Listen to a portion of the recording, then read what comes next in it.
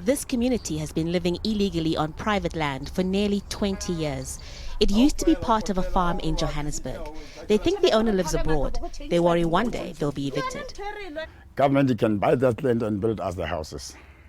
But the government says some landowners don't want to sell or their asking price is too high.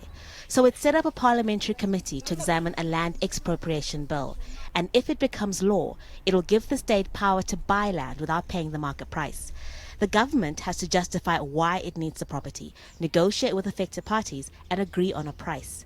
But if negotiations fail, a notice of intention to take over the land is issued. The expropriation takes place, and the final compensation that had been offered by government, even if you're not accepting that, would then be paid to you on expropriation.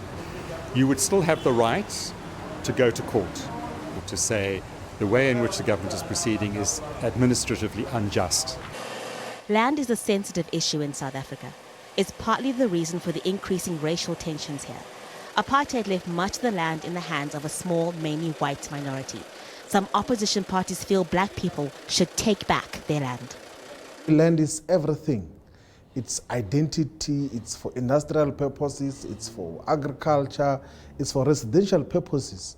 Africans are still living like pigs. The bill says expropriation must be in the public interest and used for public purposes, such as building a school. Some people feel the definition of the term property is too broad. They feel it gives government the power to take virtually any kind of business or property, not just land.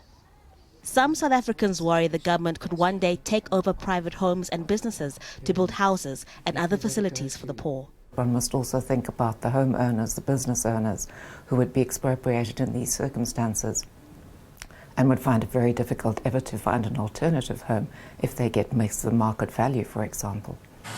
Government officials insist land will not be arbitrarily seized and there will be no state-sponsored land grabs, similar to what happened in neighboring Zimbabwe. They say they only want to correct the current imbalance of ownership between black and white South Africans. Haru Matasa, Al Jazeera, Johannesburg.